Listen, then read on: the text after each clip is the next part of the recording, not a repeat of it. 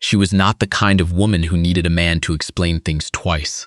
The notice had been folded so many times the crease was white.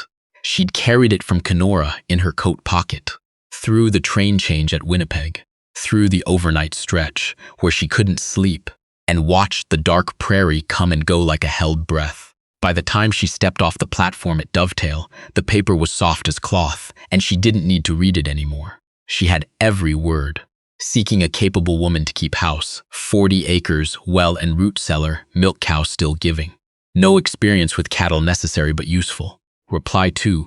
General delivery, Dovetail, Saskatchewan. That was all it said. No mention of age, no photograph, no mention of wages beyond room and board. She'd replied anyway. She'd had fewer options than she let on.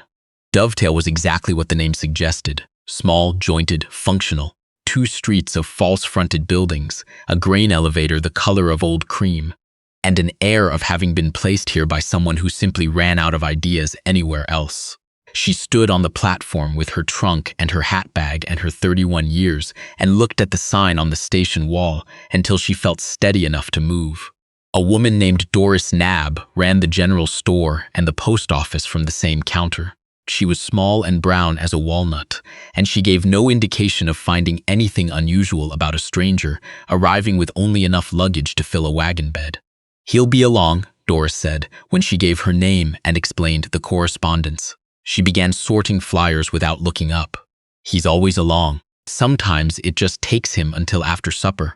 She bought a tin of crackers and ate 3 of them on the bench outside. The afternoon was the color of old pewter and cold in the way September in Saskatchewan is cold. Not yet winter, but not pretending otherwise. She watched a dog sleep in the middle of the road. She watched a man roll a barrel around the side of the hardware store.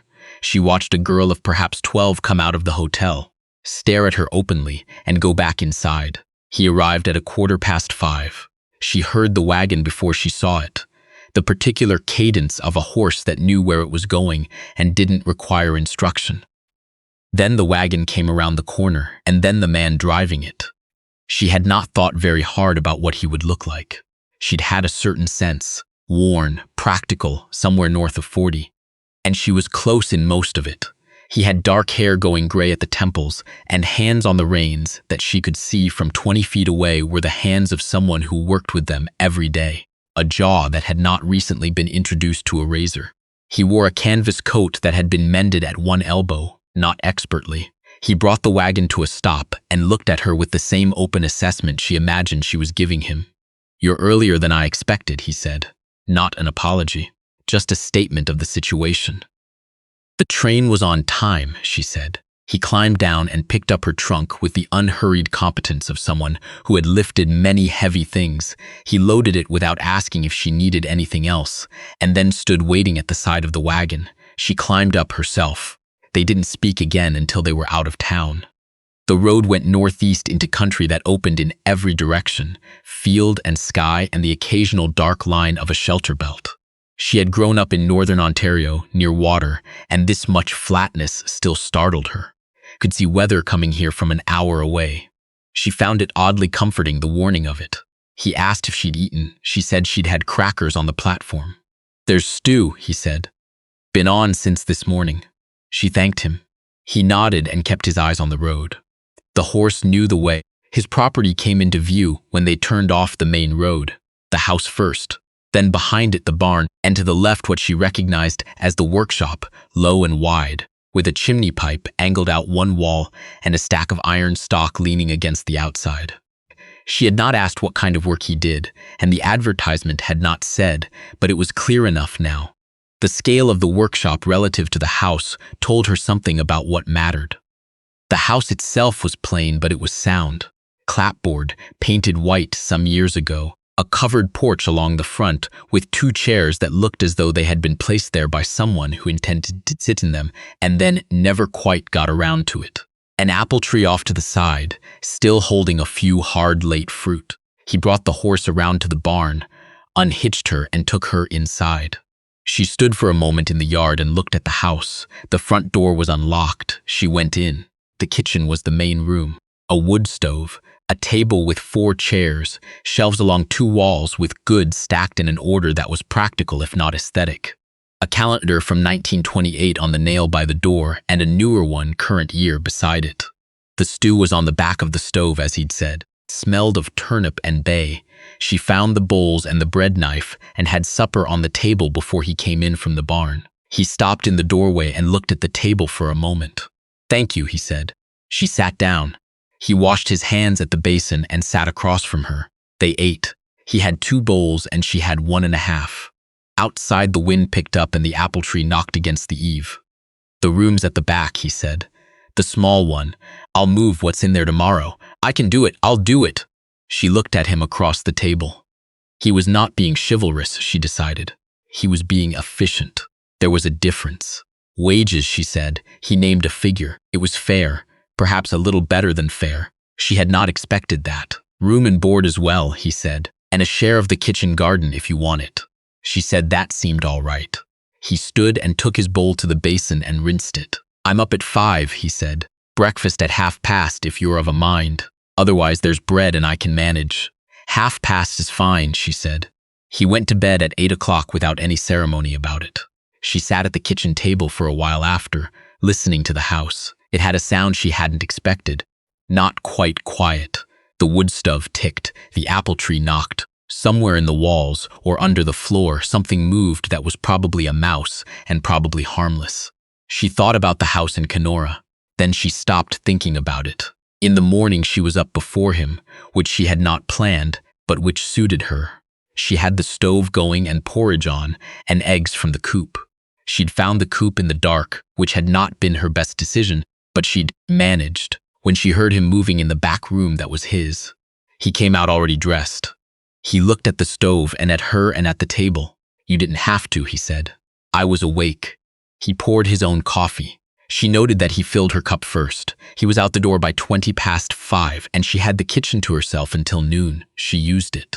She went through every shelf, every drawer, every corner of that room with the systematic focus she'd learned not from any school but from necessity. You couldn't keep a house you didn't understand. She took inventory of what was there and made a list in her head of what wasn't.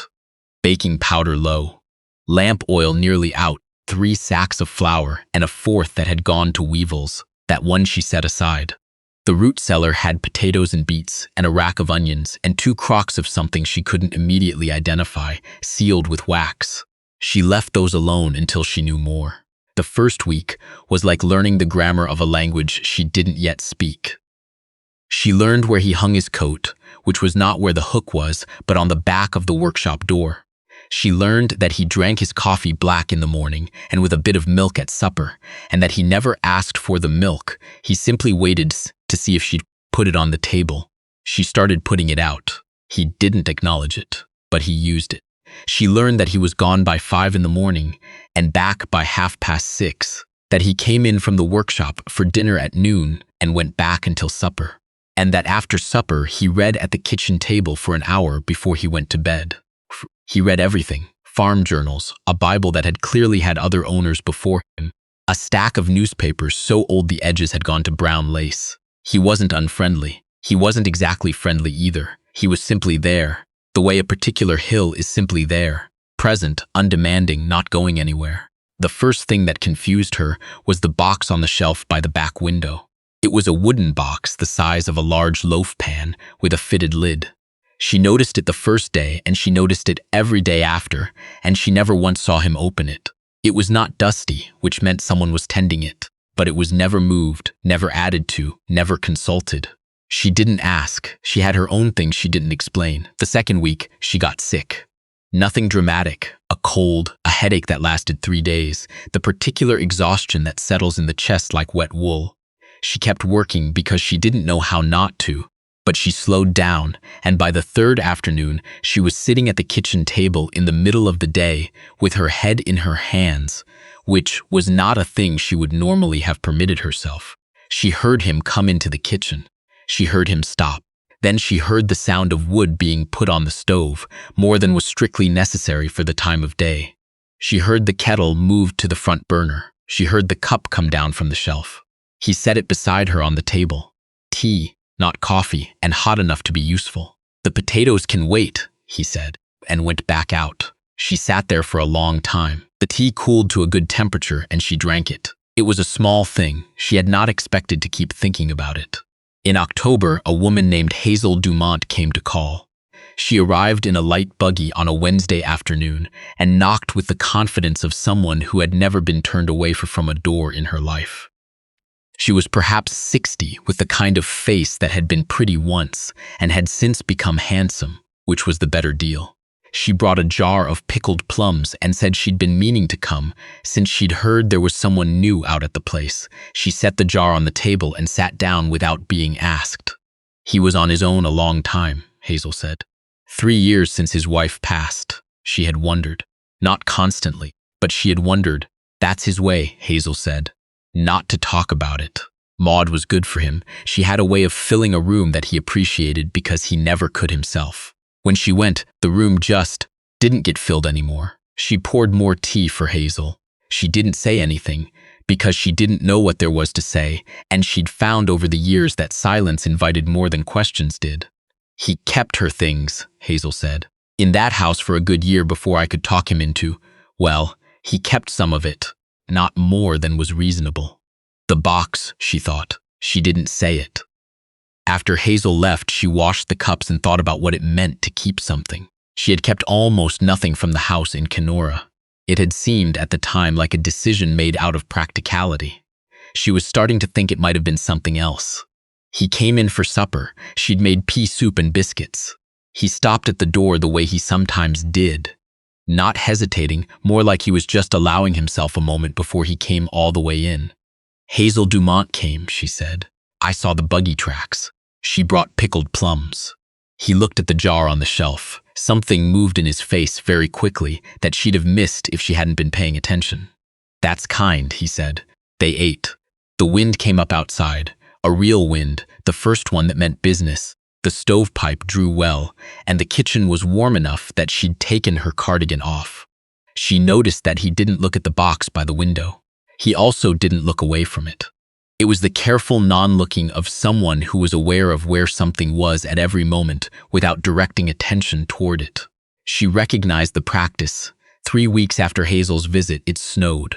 She was not unprepared for snow. You couldn't grow up where she had and be unprepared for snow. But the first snow always required a kind of interior adjustment, like tuning to a new frequency. The light was different. The sound was different. The cold had a different quality, a weight to it that the cold of autumn didn't have. He came in at noon, stamping his boots on the mat, and she had soup ready and bread that had been doing well in the oven since 8. He sat down and looked at his soup, and then looked out the window where the snow was still coming. Steady and serious now, the kind that intended to stay. It was like this the first year I was here, he said.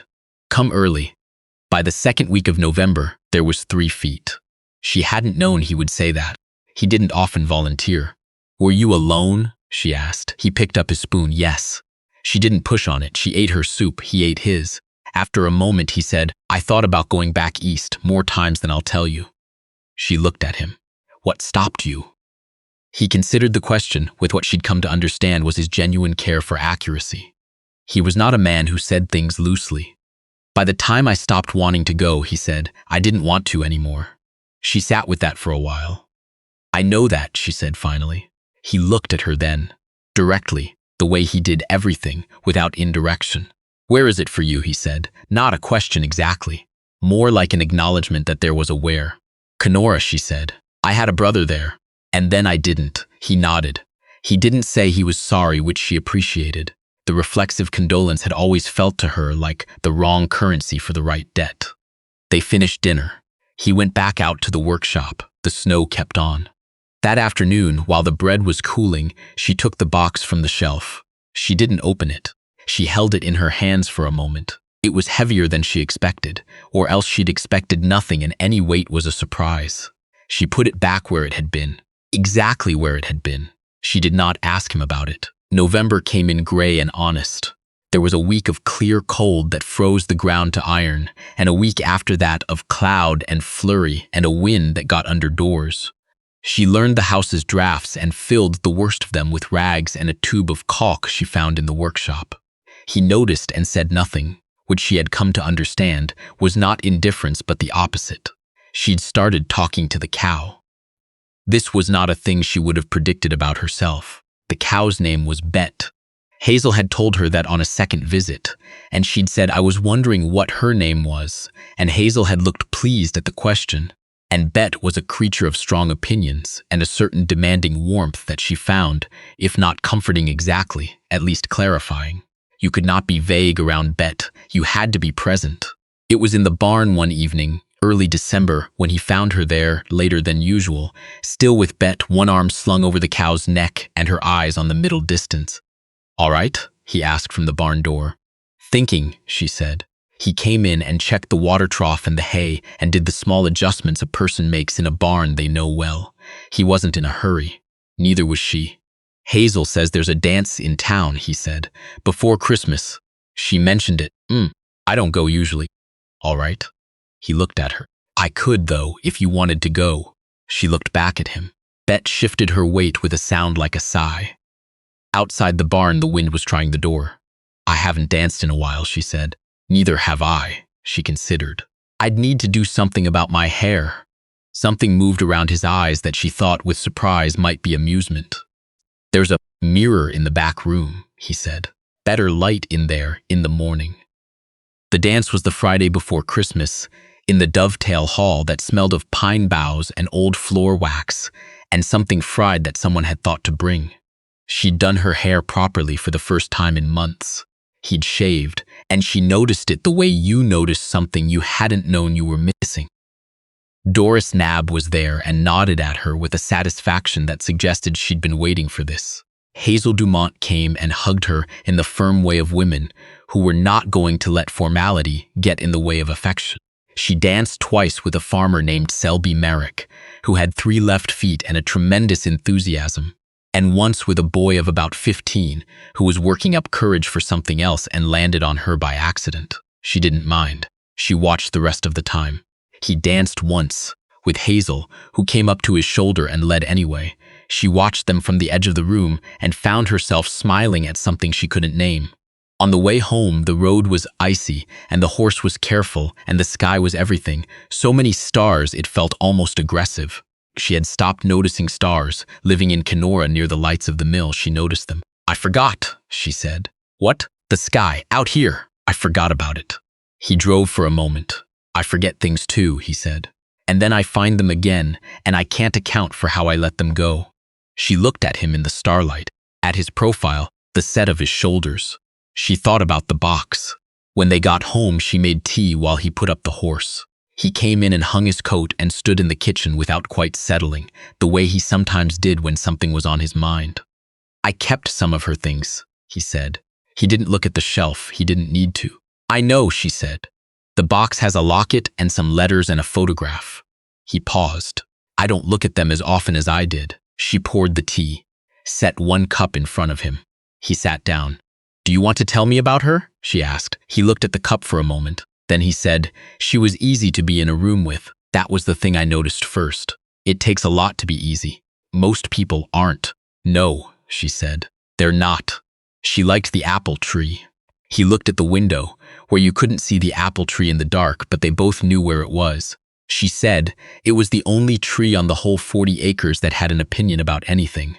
She laughed before she meant to. It came out quiet, but it came out real. He looked at her, and then he smiled. Not widely, not performatively, but in the way of someone who has not smiled at something for a while and is remembering how it fits. "You do that sometimes," he said. "You say things Maud would have said." She didn't know what to do with that. She turned her cup in her hands. "Not in a way that bothers me," he said. "I want to say that. I understand. I don't think you replace someone." He stopped. "I think you make room." It's different, she thought about Kenora, about her brother who had been the only person she'd ever been able to be fully quiet with, about how after he was gone she hadn't been able to find anyone else who could hold that kind of silence without filling it with something unnecessary, how she had stopped expecting to. "I had someone I lost," she said, "not the same way. But I know what it is to have a room in the house that used to have someone in it and now doesn't." He was still. She could tell he was listening in the way he listened, which was complete. "It changes the sound of things," she said. "I couldn't explain it to people who hadn't felt it. The sound is wrong, even when it's quiet. Yes, he said. Just that. They sat for a while. The stove ticked. Outside, the wind was lighter than it had been. What was his name? He said finally. Gregor, she said. It was the first time she'd said it aloud since the funeral. He was 43. He had a bad heart. We didn't know. He nodded. What was hers? She asked. Maud, she liked the apple tree. She did. Outside, the wind had dropped to almost nothing. She could hear the cold, which was its own sound, and the house settling into it. January was the hardest month. Not hard in a dramatic way, not crisis or catastrophe, but hard in the slow grinding way of short days and long cold, and a sameness that could make a person question whether time was moving at all. She found her own way through it.